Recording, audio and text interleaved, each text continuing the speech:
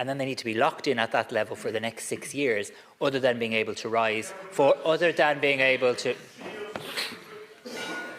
allow the Tánaiste to conclude. We're not doing this. We're going to have a serious conversation. Tánaiste, this is the final sitting of the Dáil before your government's rent hike bill rules come into force on Sunday. In a matter of days, landlords are going to be handed the power to increase rents to full market levels for new tenancies. Exactly as Sinn Féin warned, corporate landlords are preparing to cash in, and they are not hiding it, Tánaiste. They're telling their shareholders that increased profits are coming because of decisions taken by you and your government. Yesterday in the House, Mary Lou McDonald revealed that Ires Reit, the largest private landlord in the state, is openly outlining how your legislation will allow them to significantly jack up rents.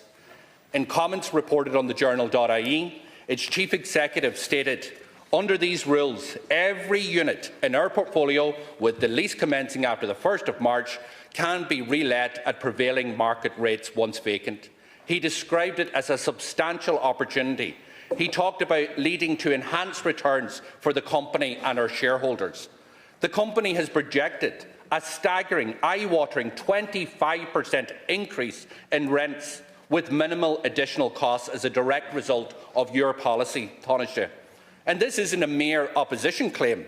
This is the largest landlord in the state explaining plainly in black and white that your rent hike bill will allow them to raise rents and boost shareholder returns. At the same time, the Residential Tenancy Board's figures show that rents are already at record highs under your government, and that tens of thousands of renters had to start new leases last year. And who are these people, Tánaiste? They're ordinary people right across the state. People who, under your rules, would face rents being reset to full market levels. And behind each of those numbers, each of those statistics, are real households forced to move, maybe because of work, or because of the sale of a property, or because of family breakdown, or because of landlords' decisions. Many of them are already stretched to their limits. And Tánaiste, you know that 60,000 renters on average every year move into a new tenancy. So under your rules, the landlord is going to be free to set the rent at whatever the market rate is, even if that means a jump of 25% compared to what was paid before.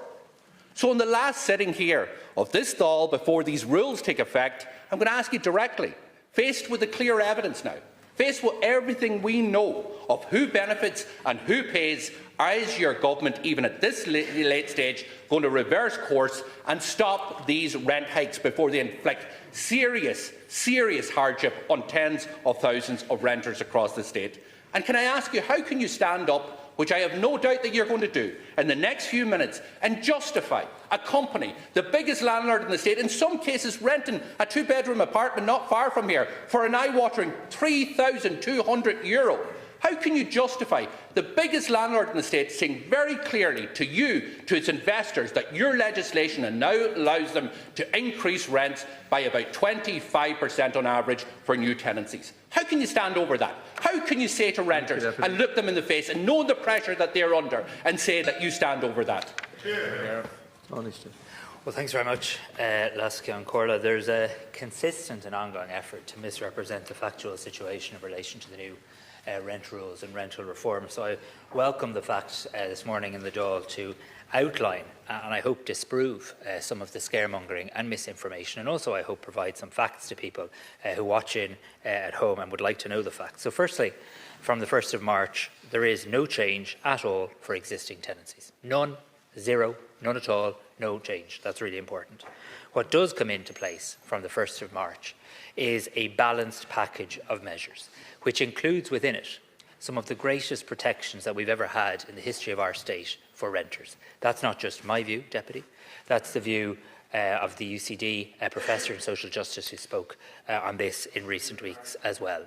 We'll see greater protection for renters than ever before. For the very first time ever, we'll see nationwide rent pressure zones. For the first time ever, we'll see 6-year rolling tenancies, providing people with that security of tenure. And for the first time ever, in many ways, we'll see an effective no-fault eviction ban. And we've brought in very, very strict and stringent rules in relation to that as well. And yes, from March, it is possible for new tenancies to be set at market rates. But here's the next bit. It's only possible to reset once, and then they need to be locked in at that level for the next 6 years, other than being able to rise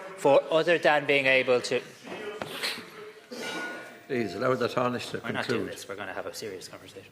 Other than being able to rise for inflation, and even then capped at 2%. So for the first time ever, somebody who takes out a new tenancy in March will have that 6-year security, will have the protection of an effective no-fault eviction ban, and will also know that the rent cannot rise further during that 6 years except in line with inflation, but no more than 2%. Now, this 25% figure that your party leader threw around this House yesterday is not a fair representation at all, and that's not my view. This morning on national radio, as you may have heard, and I hope if you haven't, I hope Deputy McDonald will certainly go back and listen to it, because the representative body for the investment company that were quoted in this Dáil yesterday felt it necessary to go on national radio and describe Deputy Mary Lou McDonald's comments yesterday as not correct, firstly, and secondly, as a complete mischaracterisation of the issue.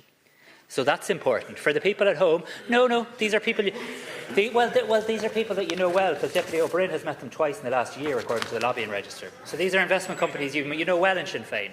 You met them twice in the last year. So I don't know what you talked to them about, Tommy, but you met them twice. They have come out and said what you're saying in relation to 25% simply isn't true. The 25% figure, they said, was a projected figure over a period of 10 years. You left that out, Pierce. A projected figure over a period of 10 years. Now, you obviously recognise in Sinn Féin, or at least I think you do, that there's a need for private investment to come into the rental market. I presume you do because you keep meeting the companies. The lobbying register is full of times you, and particularly Deputy O'Brien, are meeting the companies to discuss these opportunities. So let's not scaremonger people. People's rents are not increasing by 25% in March. No existing tenancy will see any change. Nationwide rent pressure zones will come into being. We will have an effective no-fault eviction ban. And yes, for new tenancies, for the first time, the market rate can be set, but then it must be locked, except for allowing for inflation for the next 6 years. That's a significant protection. And all of this is done with one aim, and one aim only, Laskin Corla, increasing more supply. Because without supply, without private investment, according to the Housing Commission, we won't be able to have renters and homeowners. We need to keep on doing supply. Deputy Doherty. Tánaiste, you've been found out. It's simple as that. You've been found out. Your only defence here is that not every renter is going to be hit on day one. But if you're looking today, or if you're moving on Monday, you're going to be hit by these rent hikes. And the fund was very, very clear. The fund made it clear, Tánaiste, black and white, to its investors in its conference call. 25% increases. Yes, it said it will take a while for that to flow through. But do you not know, Tánaiste, do you not know that every single new renter from Monday on is going to be hit with these increases? And you stand there and justify it, and your backbenchers applaud it, because that is exactly what you have done. And I've made the point clearly, this is just one landlord, the largest landlord in the state with 3,600 properties. But other big landlords can do the same. And 60,000 new tenancies are created every single year. So you do accept, don't you, that every single one of those new tenancies now can see their rents jacked up? And that's the reality. So this is the first fund that came out and said in black and white to its investors, happy days, lads. The government have just put millions of euros into our pockets. We can jack up rents by 25%, and we are seeing 1 in 7 of our tenants leaving every single year. So we are going to start to see those returns in year 1. That's the reality. It's black and white, and you have been found out. What you need to do now is you need to reverse it, or defend why you think it's appropriate that rents would go up that high. So I say to the young people at home, yesterday Sinn Féin came in. Don't shout me. Don't shout me. Can we have some order, please? I'd like my time protected to answer the question. Have some order, please. I'd say to the people watching in at home, yesterday Sinn Féin came into the Dáil and suggested people's rents were going to rise by 25% in March. Today, the Sinn Féin spokesperson has acknowledged that that's not the fact, and has actually acknowledged a moment ago that his figures may take a number of years. You've been found out today on national radio by people saying your leader's representation in this House yesterday was a complete mischaracterisation. But hypocrisy, may I speak, please? Please do, Tommy. Deputy Gould, please. Hypocrisy from Sinn Féin is not new when it comes to housing. We have a situation where they talk about investors as though they don't like them, as though they're not buddies. But the Sunday Times showed in a reveal this week they've received millions. I know you are. I'd like to speak. Please. It's very unfair. Don't continue this. Don't continue this. You're not allowing. Please, Deputy Doherty. Yes, it may take a while, you said. Okay, we'll just move on to Yes, the it next. may take a while, you said. Deputy Doherty and Minister Byrne. Sorry, no. Can I make?